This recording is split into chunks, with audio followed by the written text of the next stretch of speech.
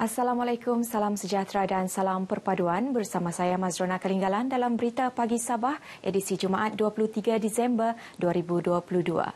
Menteri Pembangunan Usahawan dan Koperasi KUSKOP Dato' Iwan Benedict berkata kementeriannya akan memberi fokus tambahan kepada Sabah dan Sarawak bagi membangunkan sektor perusahaan mikro, kecil dan sederhana PMKS tanpa menjejaskan fokus sedia ada KUSKOP. Ia penting kerana kedua-dua negeri itu bukan hanya ketinggalan dari segi program keusahawanan, bahkan sokongan dari segi kemudahan infrastruktur termasuk liputan telekomunikasi. Menurut Dato' Iwan, bagi memperkasakan perusahaan secara digital, liputan internet juga perlu ditambah baik.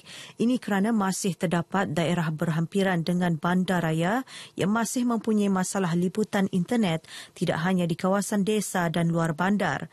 Justeru antara wawasan dan fokus kementeriannya ialah memperkasakan PMKS melalui teknologi digital yang merupakan satu dimensi baharu dalam perniagaan. Dato' Iwan berkata demikian dalam rancangan bicara naratif khas RTM di Ibu Negara. Ditanya mengenai cabaran yang dihadapi usahawan di negara ini, jelas beliau antara cabaran tersebut ialah aspek pembungkusan dan pemasaran. Keputusan Kerajaan Persekutuan untuk memindahkan kuasa mengawal selia bekalan gas di Sabah kepada kerajaan negeri akan memberi anjakan paradigma dalam lanskap negeri, khususnya dalam mewujudkan banyak industri pekerjaan, membabitkan lebih ramai warga tempatan. Perkara itu dinyatakan Ahli Parlimen Ranau, Datuk Jonathan Yassin, ketika mengulas pengumuman Perdana Menteri Datuk Seri Anwar Ibrahim berhubung perkara itu dalam sidang media di Ibu Negara baru-baru ini. Menurut Dato' Jonathan, keterlibatan secara terus rakyat Sabah dalam kawal selia bekalan gas ini bukan sahaja membuka banyak peluang pekerjaan, malah menjamin perkembangan positif negeri Sabah terutama dalam bidang ekonomi. Sekarang ini kerajaan yang baru meneruskan usaha ini sebab dia itu untuk baik kerana ini memenuhi salah satu dari aspek yang kita harapkan dapat ditunaikan di dalam MN 63 itu. Di mana kita tahu bahwa ada taxes tertentu yang perlu dilaksanakan oleh negeri. Negeri boleh meminta untuk dilaksanakan. Dan sebab ini adalah baik untuk Sabah, baik mencerminkan bahawa semangat atau roh perjanjian dalam Malaysia itu masih ada.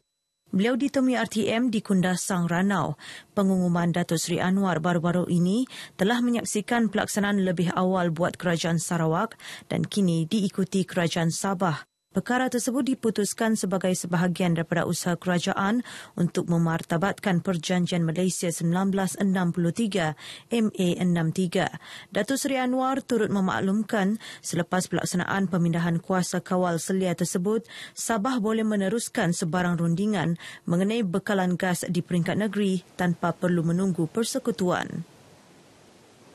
Kementerian Pertanian dan Perikanan Sabah memberi jaminan bahawa bekalan makanan dan keperluan di negeri ini mencukupi sepanjang musim perayaan sehingga Tahun Baharu Cina 2023. Menterinya Datuk Seri Panglima Dr. Jeffrey Kitingan berkata, langkah awal telah dilakukan bagi memastikan isu kekurangan bekalan tidak timbul dan stok bekalan makanan yang menjadi keperluan asas mencukupi. Menurut kenyataan Dato' Jeffrey, secara umumnya bekalan makanan bagi komoditi sayur-sayuran dan buah-buahan di Sabah mencukupi berdasarkan pengeluaran yang konsisten tahun ini. Bagi sektor perikanan, Sabah merupakan satu-satunya pengeluar bekalan ikan melebihi keperluan penduduknya dengan melebihi 100%. Anggaran pendaratan perikanan tangkap setakat November 2022 adalah berjumlah lebih 203,000 tan metrik. Sementara bagi pengeluaran ayam pedaging pula, Sabah menghasilkan 32 juta ekor ayam setahun dengan jumlah penyembelihan 90,000 ekor sehari. Manakala bagi pengeluaran khinzir sebanyak 109,500 ekor setahun dengan jumlah penyembelihan 300 ekor sehari. Sementara itu, pengeluaran bekalan telur ayam juga masih dalam keadaan terkawal, iaitu sebanyak 2.7 juta biji sehari bagi menampung keperluan domestik. Beralih kepada perkembangan semasa COVID-19, Sabah merekodkan 22 kes baharu semalam, 11 kes lebih rendah daripada sebelumnya. Bagaimanapun, kadar penularan naik kepada 2.72% daripada bilangan sampel ujian yang lebih rendah, iaitu 808 sampel. Menerusi kenyataan Menteri Kerajaan Tempatan dan Perumahan Datuk Seri Panglima Masidi Manjun, 6 daerah merekodkan jangkitan baharu yang didahului Kota Kinabalu dengan 13 kes. 5 lagi daerah hanya mencatatkan antara 1 hingga 3 kes, manakala 21 daerah lain tidak mencatatkan sebarang kes baharu. 21 kes yang dilaporkan berada dalam kategori 1 dan 2 serta 1 kes lagi dalam kategori 4. Tiada kes kematian dilaporkan semalam. Seramai 59 pesakit sembuh manakala 153 pesakit masih menerima rawatan. Sejumlah RM52,500 disumbangkan kepada 12 buah gereja di Membakut sempena sambutan Krismas tahun ini. Menteri Tugas-Tugas Khas dan Penyelarasan Datuk Dr. Muhammad Arif berkata, sumbangan itu antara lain bertujuan menyelenggara pembangunan dan kegiatan di gereja masing-masing. Sehubungan itu, Datuk Dr. Muhammad Arifin berharap masyarakat yang meraihkan sambutan Hari Krismas dapat menyambut perayaan dengan ceria dan penuh kesyukuran. Semoga hubungan perpaduan di kalangan kita akan terus terjalin dengan erat dan saya mengucapkan terima kasih kepada semua pimpinan gereja termasuk pimpinan adat yang meraihkan Krismas dan GPPK serta di kawasan Membakut ini. Semoga usaha kita untuk berterusan dalam menjalin perpaduan ini akan dapat mencapai kejayaan. Beliau ditemui pemberita selepas menyempurnakan program di ambang Krismas peringkat Dun Membakut di Membakut. Sementara itu, dalam majlis berasingan, beliau menyambut baik program Outreach Belia Sabah Maju Jaya di Membakut yang memperlihatkan tanda kebersamaan pihak kerajaan dengan anak muda di Sabah. Sementara itu, di daerah Beaufort, lebih 200 orang termasuk warga emas dan orang kurang upaya OKU di kawasan Dun Klias menerima bantuan khas sempena perayaan Krismas tahun ini. Bantuan khas berkenaan berupa wang tunai dan bakul makanan.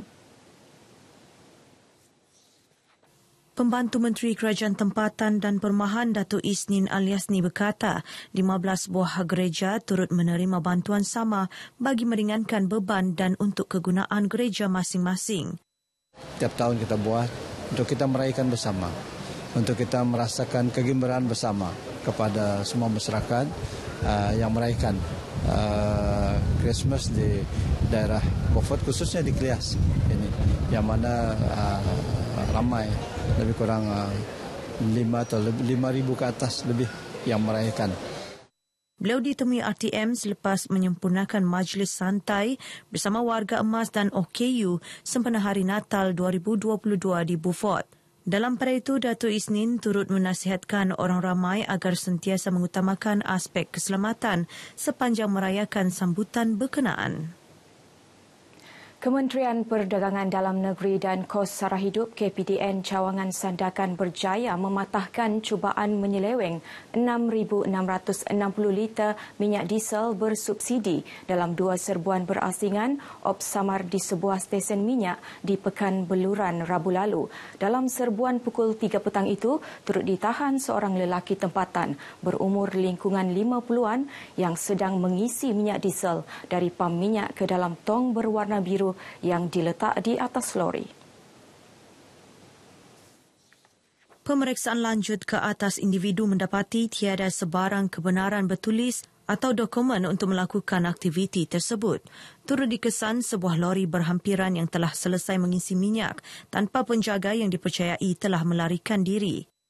Kami percayai minyak yang diseleweng itu cuba dibawa ke estate.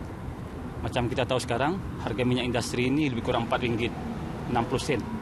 Harga stesen RM2.15. Bayangkanlah gap ataupun beza harga di sana.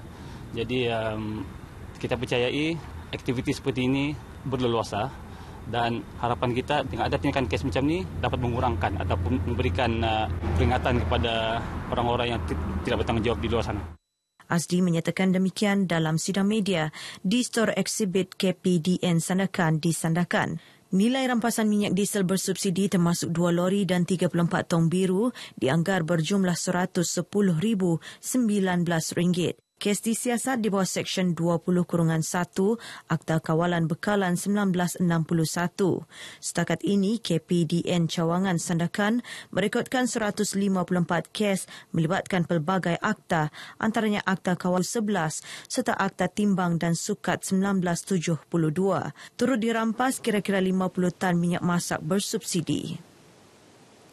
Susulan video limpahan air laut yang berlaku di Tanjung Lipat Likas, Kota Kinabalu petang semalam. Timbalan Pengarah Jabatan Bomba dan Penyelamat Malaysia Sabah, Farhan Sufian Borhan, dalam satu kenyataan memberitahu hasil pemeriksaan mendapati ia berpunca daripada pertembungan air pasang ditambah dengan taburan hujan luar biasa.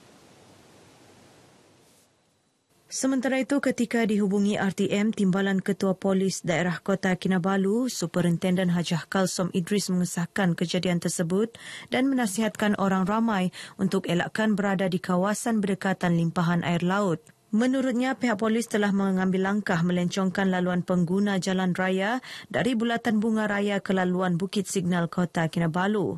Sehubungan itu, orang ramai diingatkan untuk mematuhi tanda isyarat yang diletakkan ketika melalui kawasan berkenaan. Kerajaan negeri memperuntukkan lebih 6.15 juta ringgit bagi melaksanakan 15 program latihan pendidikan dan latihan teknikal dan vokasional TVET pada tahun depan. Menteri Tugas-Tugas Khas dan Penyelarasan, Datuk Dr. Muhammad Arifin Muhammad Arif berkata, kerajaan negeri sentiasa mendukung segala usaha Jabatan Pembangunan Sumber Manusia JPSM dalam melahirkan modal insan yang kompeten dan berdaya saing. Jelas Datuk Dr. Muhammad Arifin, ia selaras dengan hala tuju Pelan Pembangunan Sabah Maju Jaya 1.0 2021-2025 iaitu teras modal insan dan kesejahteraan rakyat. Saya harap anak-anak muda mengambil peluang dan ruang yang telah disediakan oleh institut ini untuk mereka menimba ilmu, kemahiran dan juga untuk mencari jalan untuk mendapat pekerjaan. Beliau ditemui media selepas merasmikan Majlis Convocation JPSM Seri 2 2022 di Kota Kinabalu. Seramai 60 pelatih Institut Latihan Teknik dan Perdagangan ILTP Papar dan Kota Kinabalu terdiri 18 pelatih bahagian teknikal dan 42 pelatih bahagian perdagangan menerima sijil kemahiran masing-masing. Sementara itu, mereka yang ditemui berkongsi rasa gembira dan berharap dapat mengisi peluang pekerjaan dalam bidang diceburi. Perasaan saya gembira. Saya harap lepas ini saya dapat pekerjaan yang lebih baguslah. Saya mau berterima kasih kepada semua tenaga pengajar karena telah membimbing saya selama ini. Syukur jugalah dapat jadi pelajar yang terbaik, begitu dapat penghargaan hasil usaha, dapat kasih bangga juga ibu bapa. Jadi saya mau ucap terima kasih jugalah sama JPSM sebab bagi peluang sama saya dan kepada cikgu-cikgu kami yang mengajar. Saya ucapkan terima kasih juga. Berharap dapat teruskan pergi peringkat lebih tinggi lah dan dapat berjaya di luar. Apa-apa pun sangat berterima kasih. Perjalanan dari awal memang tidak senang, tapi berkat dari sokongan cikgu-cikgu saya, semua orang di sekeliling saya, alhamdulillah semua baik-baik saja. Paparan tadi mengakhiri berita pagi Sabah kali ini. Teruskan bersama berita RTM untuk maklumat sahih. Saya Mazrona Kalinggalan, salam perpaduan.